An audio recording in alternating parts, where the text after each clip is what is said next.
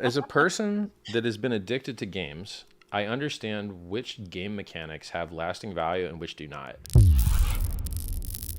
If you look at the game mechanic of Hex, the basic proposition is if you delay gratification, you can have more in the future instead of more now. So you're going to have less now, you're going to have more in the future. You know what else operates that way? All of personal development, all of bodybuilding, all of education, all of relationships. You put in effort now, you have less now, you have more in the future. And so it's a good, wholesome, honest, proven to work forever system. Games, people get bored of them and they stop playing them. Almost all of them.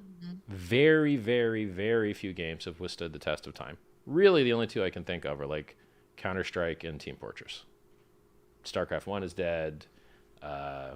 Warcraft 1 is dead. Like, so you just, if you're getting into a game mechanic thing that is similar to an actual game, people are going to get bored of it. They are going to stop playing. The price is going to die. And so if that's land-based, like we've had land in other games. Like how's land in Lindenville going? Or like Second Life. Have you ever heard of Second Life?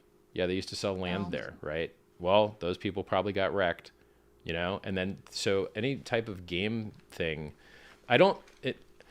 there's default alive and default dead. If you're holding normal fiat currency the government printed, you're default dead. You're getting poorer every day, averaged over time. Sometimes it'll go up because they stop printing money for a minute, like when they raise rates. If you are a startup and you've got expenses and the expenses are higher than your income, you get a runway, you hit the end of the runway without getting new money and you die. You got to take off before the end of the runway. And so this idea of default live or default dead, it's useful for startup investing and it's useful for understanding your cryptocurrency investment. If you go to sleep or go into a coma and wake up 10 years later, are you going to be richer now? Or did you have to be watching the charts and wait for the right moment to sell before everyone else before it goes to zero?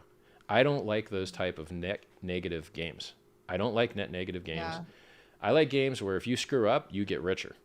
If you fell asleep on your Bitcoin bag and waited 10 years, you went up from $1 or a penny to $69,000.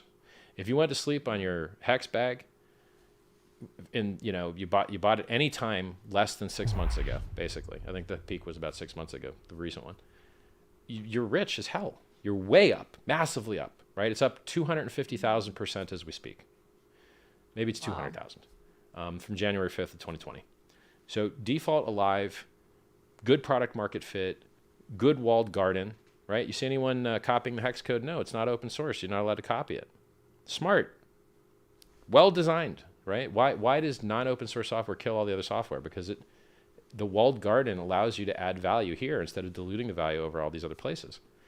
So the network's open source, but the actual contract code is not, which has saved us tons of people getting wrecked on fake copies.